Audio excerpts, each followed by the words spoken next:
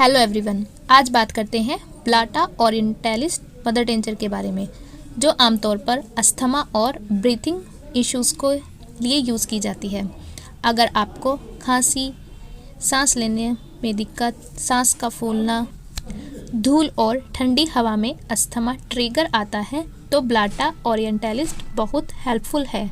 यह मेडिसिन उन पेशेंट के लिए यूज़फुल है जिनको ठंडी हवा में सांस लेने में दिक्कत होती है। अगर आप किसी मेडिसिन के बारे में जानना चाहते हैं तो कमेंट ज़रूर करें। तो मिलते हैं नेक्स्ट वीडियो में एक और होम्योपैथिक मेडिसिन के साथ।